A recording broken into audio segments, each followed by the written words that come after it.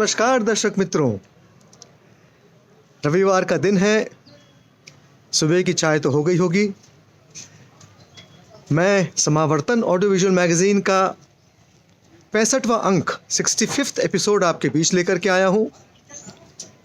आज के हमारे इस एपिसोड में सर्वप्रथम हम आपको महाकवि भास द्वारा रचित स्वप्न वासव दत्ता लेकर के आएंगे, जिसकी पुनर्रचना मेरे बाबा डॉक्टर प्रभात कुमार भट्टाचार्य जी ने की है। उसके पश्चात अशोक भौमिकदा की कहानी श्रृंखला को आगे बढ़ाएंगी डॉक्टर निवेदिता वर्मा, और हमेशा की तरह मेरे मित्र निरंजन श्रोत्री जी आपके बीच युवा कवि को लेकर के आएंगे। तो दोस्तों, आज का एपिसोड शुरू करें। मैं हरदीप दाले जी को आमंत्रण देता हूं कि वो आएँ और रूपरेखा रखें स्वप्न वासव दत्ता की। नमस्कार।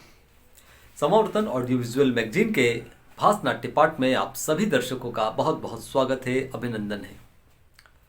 मित्रों, भास नाट्य पाठ में अभी जो नाटक आपके सामने चल रहा है उसका नाम है स्वप्न वासव दत्ता।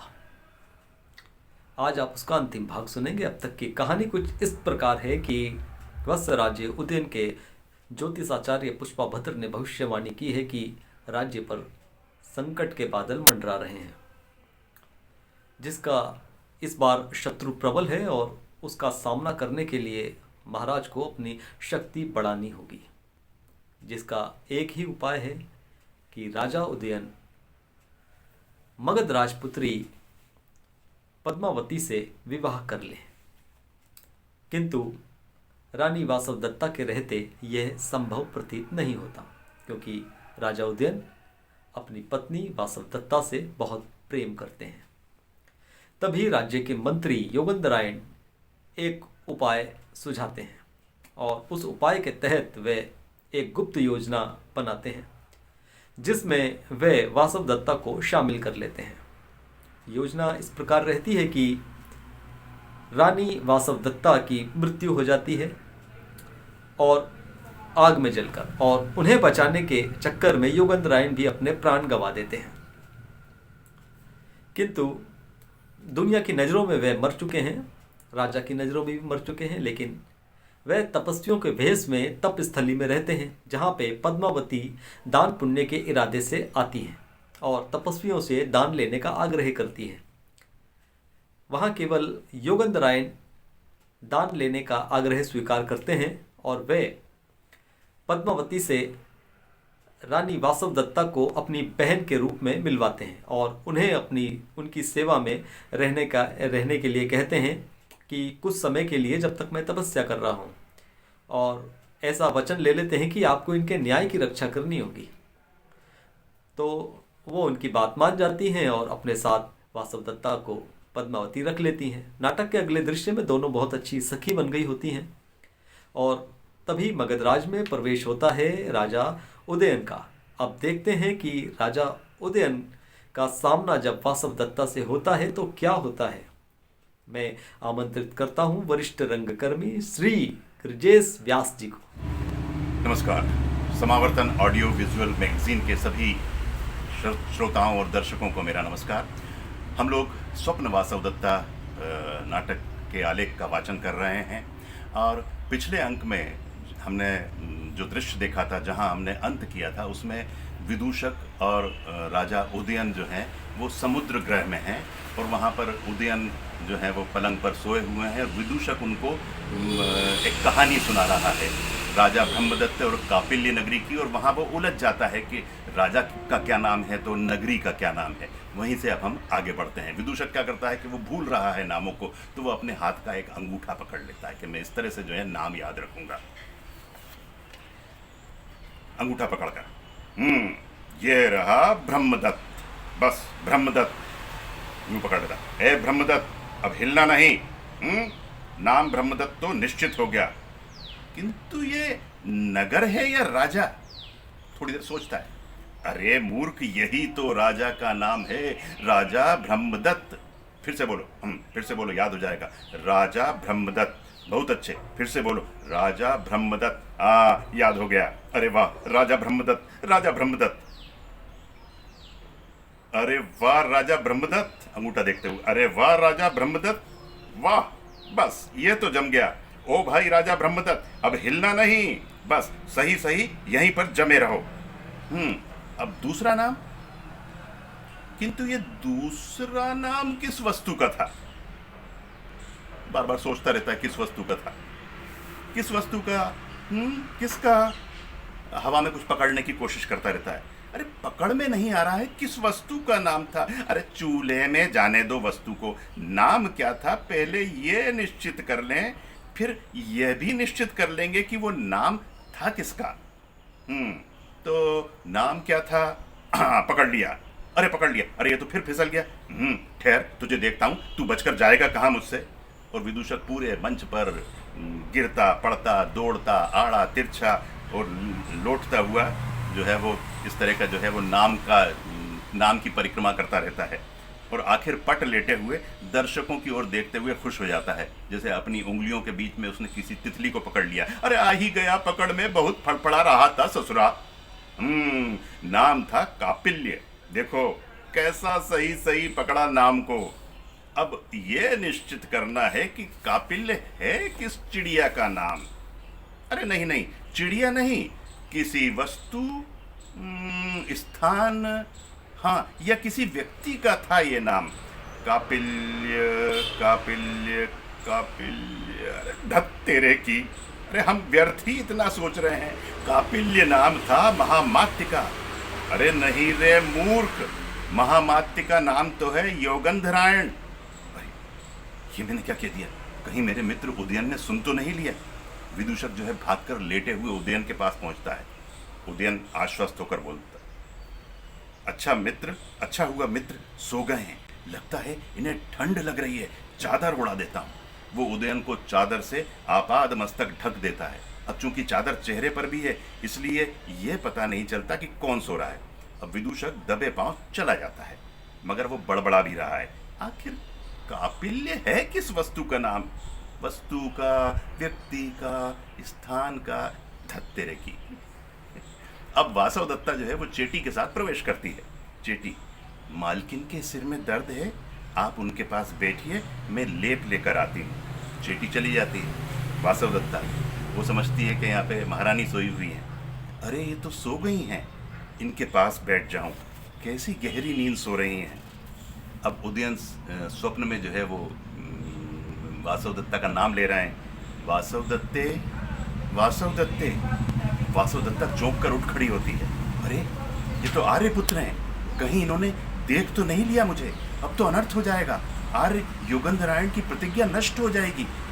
उदयन नींद में ही, अवंती राजपुत्री, अवंती राजपुत्री। आर्यपुत्र स्वप्न देख रहे हैं, यहाँ कोई और तो है नहीं। अब थोड़ी देर यहाँ ठहर कर इन्हें जी भर कर देख तो लूं। मुंह पे से चादर हटा देती हो। उदयन नींद में कहते हैं, उत्तर दो प्रिय। वासवदत्ता, स्वामी मैं बोल तो रही हूँ, क्या रूठ गई हो? नहीं स्वामी, मैं तो दुखी हूँ। यदि रूठी नहीं हो तो तुमने अलंकार क्यों नहीं पहने हैं? अब क्या लाभ स्वामी? मैं समझ गया हूँ, तुम मुझसे रूठी हो। आओ मैं तुम्हें मनाता हूँ। उदयन नींद में ही दोनों हाथ फैलाते हैं और धीरे धीरे उसके हाथ लटक जाते हैं। वासवदत्ता, अब मैं अपने को रोक नहीं पाऊंगी, मुझे जाना चाहिए। आर्यपुत्र का हाथ पलंग से नीचे लटक गया है, उसे ठीक से रख देती हूँ। जैसे ही उदयन का हाथ पलंग पर रखकर वासवदत्ता जाने लगती हैं, उदयन उठ बैठते हैं और वासवदत्ता भाग जाती है। वासवदत्ते, वासवदत्ते, ठहरो ठहरो। मैंने वासवदत्ता को देखा, हाँ देखा अवश्य, किंतु समझ में नहीं आ रहा, मैंने प्रियतमा को स्वप्न में देखा था या यथार्थ में? विदूषक आ जाता है फिर से मंच पर। अरे मित्र, तुम जाग गए। उदयन, अरे मित्र, वासवदत्ता जीवित है। फिर वही बात, अरे मित्र, देवी वासवदत्ता तो बहुत पहले ही मर चुकी हैं। नहीं मित्र, नहीं मित्र, ऐसा मत कहो, वो अभी अभी मेरे पास आई थी। असंभव। अब यदि ये स्वप्न है तो स्वप्न भी धन्य है। अरे स्वप्न की बात और स्वप्न में देवी वासवदत्ता के दर्शन की बात तो तुम अब भूल ही जाओ मित्र। अब तुम जाग गए हो, ये बहुत अच्छा हुआ मित्र। ऐसा क्या हो गया मित्र कि तुम इतने अधिक गंभीर हो गए? अरे सूचना आई है कि तुम्हारे शत्रु पुनः छुटपुट उत्पात मचा रहे हैं। कौन? आरुणी? अरे उसके राज्य में ही तो उसका अपना सिंहासन डोल रहा है, इसीलिए स्वयं को बचाए रखने के लिए वह मात्र चाल पर चाल चल रहा है। अरे वो समझता ही नहीं है मुझे, कहीं मुझे क्रोध आ गया तो मैं उसको कच्चा ही चबा जाऊंगा। तुम तो मित्र हमेशा कच्चे पक्के भोजन पर ही डटे रहते हो। अरे तुम किस भोजन की बात कर रहे हो? एक बार सामने तो आने दो उसे, फिर दिखलाता हूं कि राष्ट्र की रक्षा के लिए मुझ जैसा ब्राह्मण भी क्षत्रिय बन सकता है। अरे कहाँ मित्र, सामने से वार करने का साहस तो उसमें है नहीं। कायर की तरह कहीं घुसपैठ तो कहीं लुक छिप कर आतंक फैलाने में ही जुटा रहता है। अरे तो उस पर भरभरा कर टूट क्यों नहीं पड़ते मित्र? ये शत्रु छल बल से हमारे राज्य के एक टुकड़े पर अधिकार जमाए बैठा है। अब बस बहुत हो गया, एक वार से कर दो उसका सर्वनाश। उदयन, क्या बताऊं, मैं तो कब से तैयार बैठा हूं कि शत्रु सेना पर टूट पड़ूं, किंतु मुझे रण कौशल के नाम से रोका जा रहा है। समझ में नहीं आता कैसे रोकूं अपने को। इस बीच में कंचुकी का प्रवेश होता है। आर्यपुत्र की जय हो। हमारे महाराज दर्शन ने समाचार भेजा है कि आपका अमात्य रुम्नवान बहुत बड़ी सेना लेकर आरुणी से लड़ने आ पहुंचा है। मेरी भी चतुरोहिणी सेना सहायता के लिए तैयार है। आपके शत्रुओं में फूट पड़ गई है आर्यपुत्र, हमारी सेना गंगा पार पहुंच गई है। उदयन, अब मैं अपने शत्रु आरुणी को जीवित नहीं छोड़ूंगा। अब उदयन और पद्मावती का प्रवेश होता है। पद्मावती, क्या सुना है कि महासेन के पास से रैम्य नामक कंचुकी और आदरणीय अंगारवती द्वारा भेजी गई वासव दत्ता की धाय मां वसुंधरा आए हैं? पद्मावती, आर्यपुत्र, स्वजनों का कुशल वृतांत सुनकर मुझे हर्ष होगा। ये तुमने ठीक कहा, तुम भी बैठ जाओ। आर्यपुत्र, क्या मेरे साथ बैठकर आप उनसे मिलेंगे? इसमें क्या दोष है, तुम बैठो। उदयन कहते हैं, मैं बहुत उद्विग्न हूँ पद्मावती। मैंने उनकी कन्या का अपहरण किया किंतु रक्षा न कर सका। प्रतिहारी आता है। कंचुकी और धाय मां द्वार पर खड़े हैं, उन्हें शीघ्र अंदर लाओ। कंचुकी और धाय का प्रवेश होता है। आर्यपुत्र की जय हो, स्वामी की जय हो। राजा महाराज, उदयन कहते हैं, राजा महासेन कुशल से तो है ना? जी हाँ महाराज, कुशल से हैं। महाराजा महासेन की क्या आज्ञा है? कंचुकी, महाराज ने कहा कि यह अच्छा हुआ कि आपने बाहुबल से खोया हुआ राज्य वापस पा लिया है। उदयन, यह सब महाराज महासेन का प्रभाव है। धायमा कहती हैं, स्वामी महारानी ने यह चित्रफलक आपके लिए भेजा है। धायमा उदयन को वो चित्रफलक देती हैं। पद्मावती बोलती हैं, आर्यपुत्र, चित्र में गुरुजनों के दर्शन कर मैं उन्हें प्रणाम करना चाहती हूँ। फिर वो चित्रफलक देखकर बड़ी बड़ी आंखें फैलाए हुए चौंकती हैं। आश्चर्य, ये सम्माननीय भद्र महिला तो आर्या अवंतिका जैसी दिखती हैं।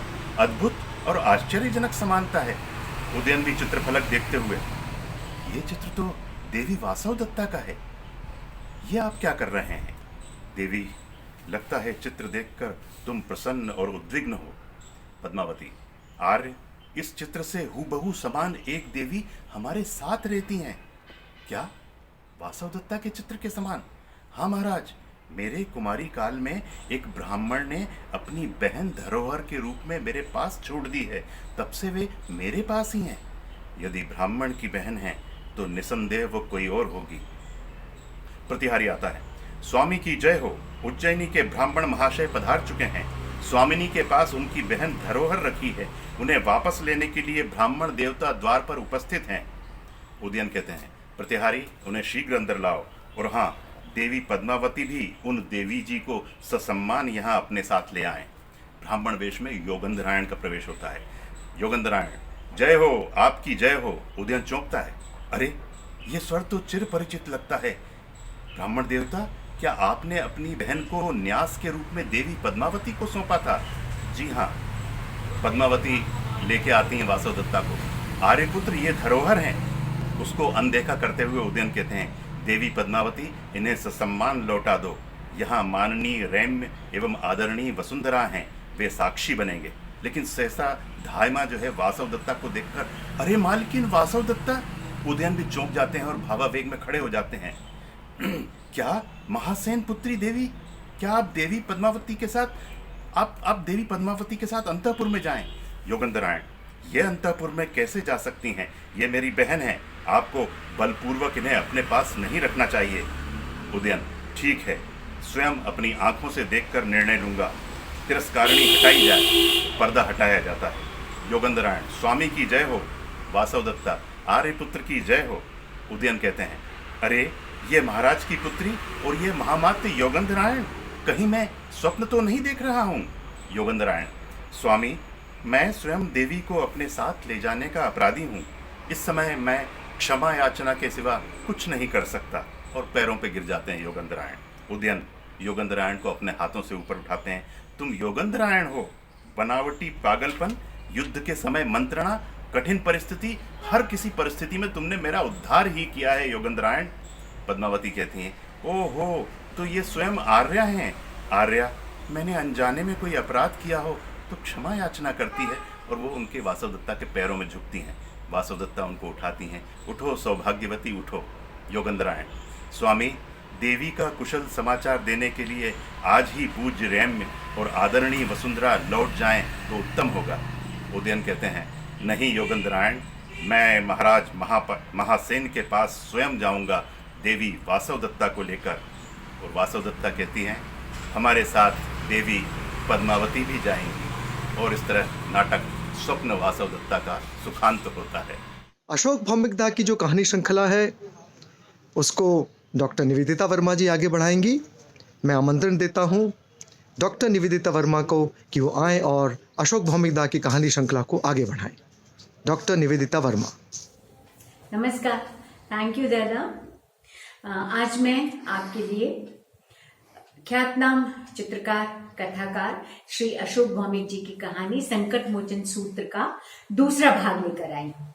तो चलिए सुनते हैं संकट मोचन सूत्र का दूसरा भाग। पर मास्टर जी बाबू प्रसाद सिन्हा को शाहजाबाद और आसपास के लोग एक समय मास्टर जी कहकर ही जो पुकारते थे, उनसे मेरी मुलाकात चांदगढ़ से शाहजाबाद के उबाऊ और थका देने वाले बस के एक सफर के दौरान हुई थी। मैं बस की सबसे पीछे वाली कतार की बाईं तरफ की सीट पर बैठा था और खिड़की से टिकी मेरी बाएं हाथ की हथेली खुली हुई थी। मेरे बगल में बैठे सज्जन ऐसे किसी खास तो नहीं थे कि जिन पर मेरा ध्यान जाता, पर उन्होंने ही बात शुरू कर दी। शाहजाबाद जा रहे हैं, चांदगढ़ में रहते हैं, आदि। फिर अचानक बोले, अगर इजाजत हो तो मैं आपसे एक बात पूछूं? हाँ पूछिए। क्या आप ज्योतिष विद्या में रुचि रखते हैं? मुझे ये सवाल बड़ा अटपटा सा लगा, पर साथ ही मुझे आश्चर्य भी हुआ कि इन्हें कैसे पता कि मैं इन दिनों ग्रह नक्षत्रों, हस्तरेखाओं और संख्याओं की दुनिया में विचरण कर रहा था। मैंने ससंकोच कहा, बस यूं ही कुछ किताबें मिली थी, सोने पढ़ता रहता हूँ, इससे ज्यादा और कुछ नहीं। आपके दोनों हाथों में और दोनों हाथों की रेखाओं को मैंने अच्छी तरह से देख लिया। एक, आपकी रुचि ऑकल्ट प्रैक्टिस में है। दूसरा, आप झूठ नहीं बोलते। मेरा नाम मुरारी प्रसाद सिन्हा है।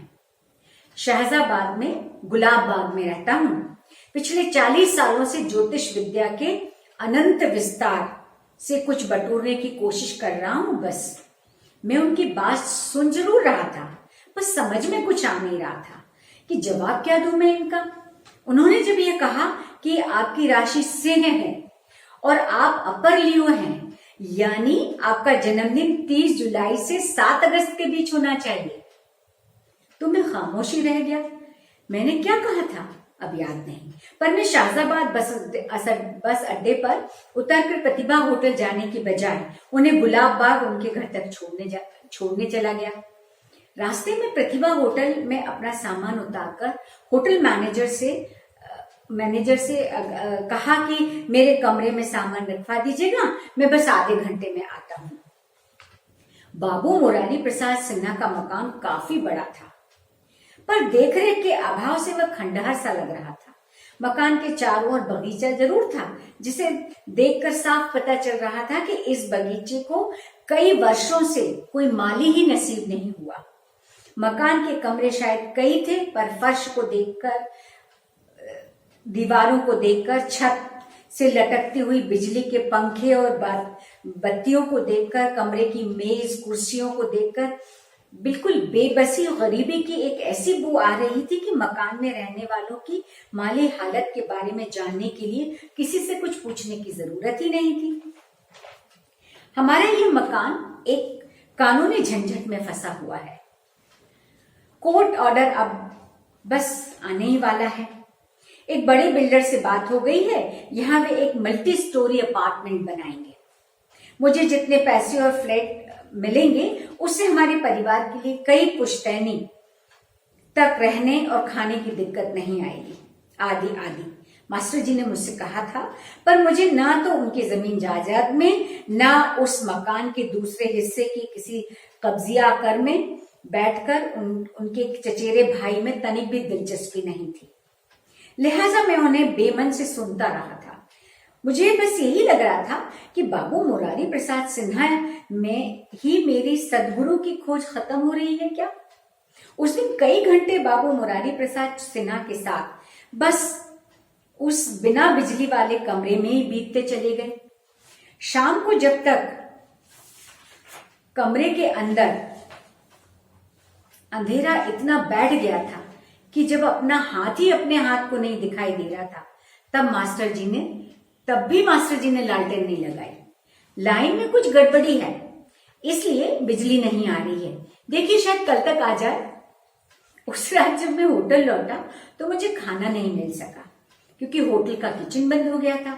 पर जैसा कि महान साधकों ने अपने अनुभव में कहा कि सच्ची साधना में भूख क्या और प्यास क्या। मैं देर तक मास्टर जी से मिली एक जर्जर पर मोटे से रजिस्टर में हल्की पड़ती रोशनी से लिखे पन्नों को पढ़ता रहा था।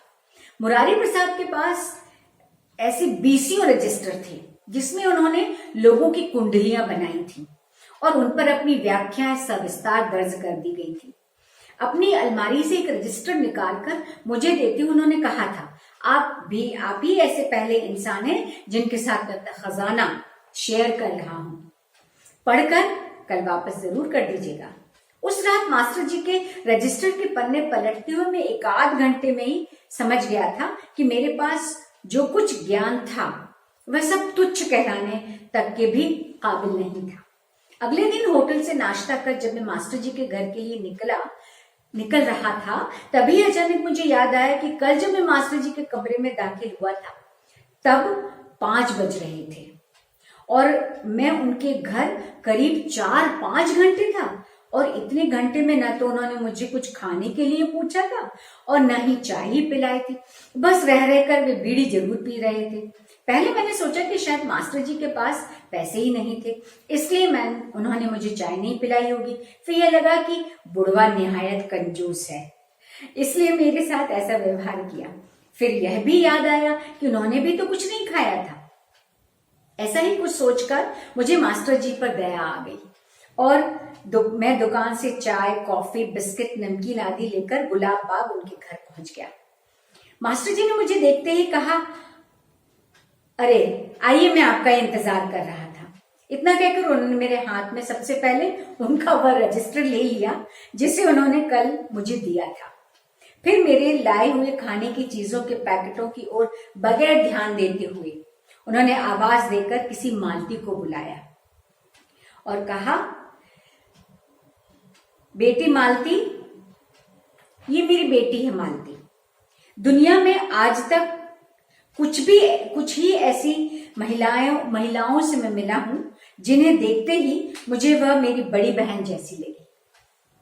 वैसे मेरी अपनी कोई बड़ी बहन नहीं है, बड़ी क्या छोटी बहन भी नहीं है। मालती जी मुझे बेहद खूबसूरत लगी, ठीक मेरे बचपन से मेरी कल्पना में बड़ी होती मेरी बड़ी बहन जैसी।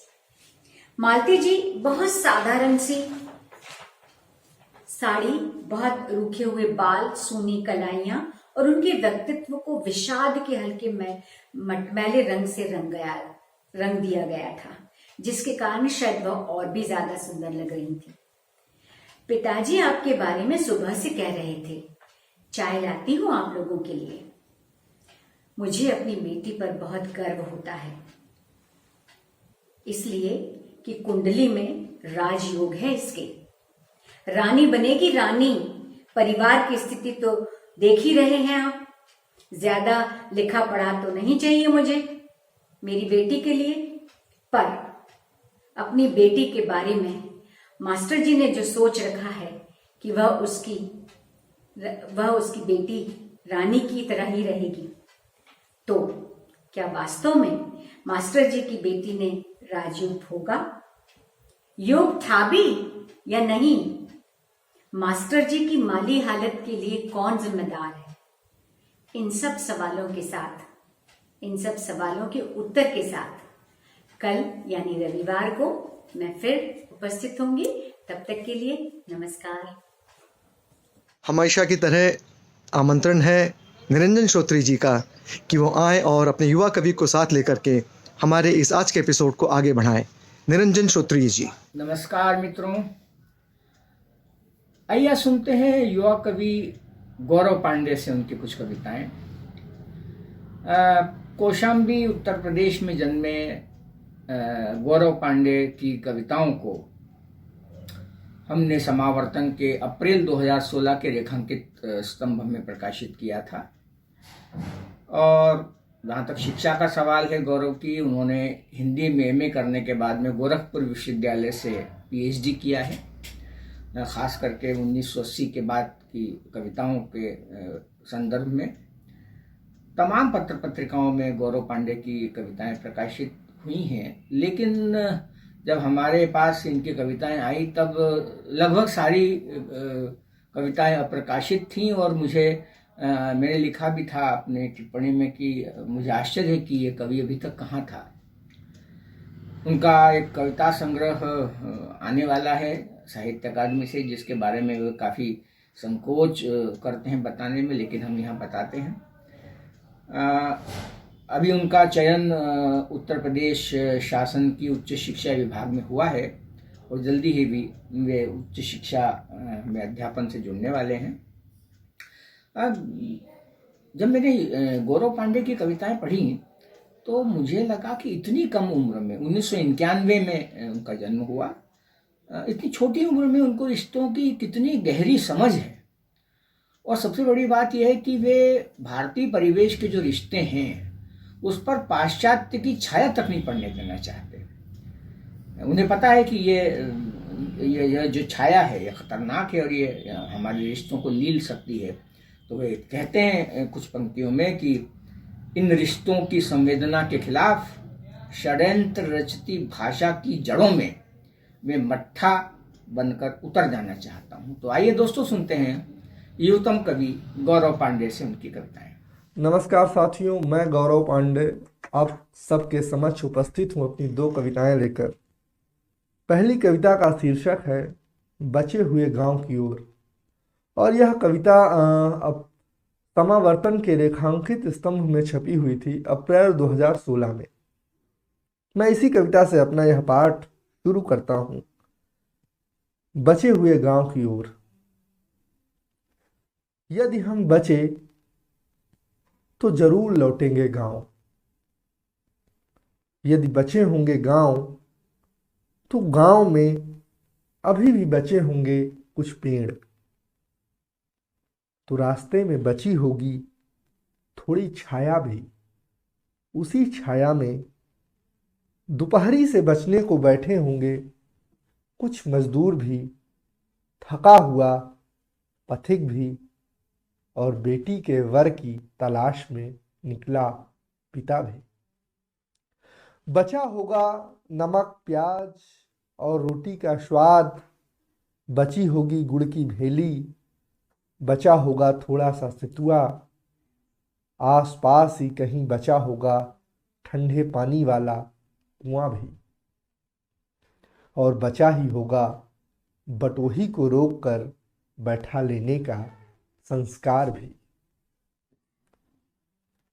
और बचा ही होगा बटोही को रोककर बैठा लेने का संस्कार भी मिल ही जाएगा। बिन मांगे थोड़ा सा सत्तू, गट्टी भर प्याज, ना ना करते हुए खा जाएंगे भेली, खूब छक्कर पी लेंगे पानी, खबर हाल पूछकर अपने अपने धाम को चलेंगे राम राम कर। खबर हाल पूछकर अपने अपने धाम को चलेंगे राम राम कर। चलते चले जाएंगे सड़कों पर, उतर जाएंगे बची हुई पगडंडियों में, दौड़ जाएंगे कुछ दूर बचे हुए खेतों में। बचे हुए खेतों में बची होगी थोड़ी कच्ची पक्की फसलें, फसलों के सहारे बचे होंगे किसान। बचे होंगे किसान तो जरूर बचे होंगे बैल, और बचे होंगे गांव किनारे के तालाब भी। तालाब बचे होंगे तो बचे होंगे कुछ और पशु पक्षी।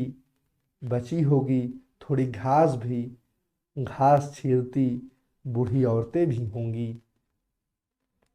घास छीलती बूढ़ी औरतें भी होंगी, पूछ ही लेंगी हमसे कौन देश से आए हो, कौन देश को जाओगे। हम मुस्कुराएंगे, दूर से चिल्लाएंगे, अरे अम्मा हम हैं, हम नहीं पहचाना। बेटवा अब कम दिखात है, हम सुनेंगे नहीं। बढ़ते चले जाएंगे बची हुई धूप का, बची हुई हवा का, बचे हुए पानी का, बची हुई धरती और बचे हुए आकाश के बीच। अपने बचे होने के उत्साह में, अपने बचे होने के उत्साह में हम उत्सव मनाते हुए चले जाएंगे बचे हुए गांव की ओर। उत्सव मनाते चले जाएंगे बचे हुए गांव की ओर। धन्यवाद। मेरी दूसरी कविता का शीर्षक है गांव से निकले लोग। गांव से निकले बहुत लोग कुछ ना कुछ करने, और लौटे भी जो कुछ बन पड़ा वो करके।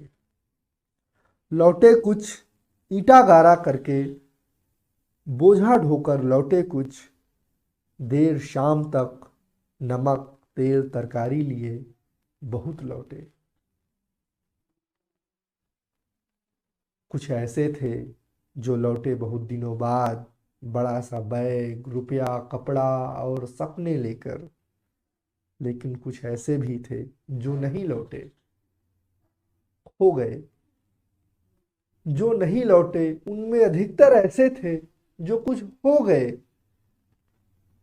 वे डॉक्टर, वे प्रोफेसर, वे वकील, वे पत्रकार, वे थानेदार, ये जहां गए वहीं के होकर रह गए थे। ये जहां गए वहीं के होकर रह गए थे। इधर जिनके लौटने की उम्मीद खो चुका था गांव, इधर जिनके लौटने की उम्मीद खो चुका था गांव, वे मृतकों के बीच से उठकर लौटे। वे मृतकों के बीच से उठकर लौटे। ये नायक गांव के बेटे थे। इसी कविता का दूसरा खंड है कि ये नायक गांव के बेटे थे, अब दामाद की तरह लौटते थे। अब दामाद की तरह लौटते थे। गांव बीमार था, गांव बीमार था। डॉक्टर इलाज करने नहीं आया, और निरक्षर गांव ने प्रोफेसर से एक अक्षर नहीं पाया। और निरक्षर गांव ने प्रोफेसर से एक अक्षर नहीं पाया। वकील ने गांव को नहीं दिया कोई न्याय, और पत्रकार क्या जाने गांव का हाल चाल। पत्रकार क्या जाने गांव का हाल चाल। दरोगा ने रौब दिखाया उल्टे गांव को ही। दरोगा ने रौब दिखाया उल्टे गांव को ही। अलबत्ता जब कभी दिया गया इन्हें कोई सम्मान, तब जरूर चर्चा में रहा गांव का नाम। तब जरूर चर्चा में रहा गांव का नाम। बहुत बहुत धन्यवाद। दोस्तों आज का जो हमारा 65th एपिसोड है उसको यहीं पूरा करते हैं। मुझे उम्मीद है कि आपने समावर्तन ऑडियो विजुअल मैगज़ीन को सब्सक्राइब कर लिया होगा। नहीं किया हो तो प्लीज़ जल्दी से करिए और बेल आइकन दबाना मत भूलिएगा। अगर कुछ आप लिखना चाहें हमको तो जल्दी से हमारा पता नोट कर लीजिए। हमारा वेबसाइट है www.samavartan.com। हमारा ईमेल आईडी है samavartan145@gmail.com। यूट्यूब पे और फेसबुक पे तो आप हमको देखते रहते हैं। तो दोस्तों मेरा इंतज़ार करिएगा। मैं अगले सप्ताह आपके बीच फिर आऊँगा। तब तक के लिए नमस्कार।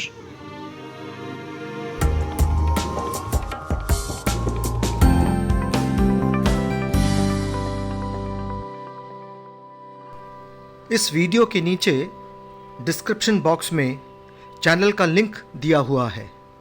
आप उस पर क्लिक करके समावर्तन चैनल तक पहुंच जाएंगे। वहां पर चैनल को लाइक और सब्सक्राइब कीजिए।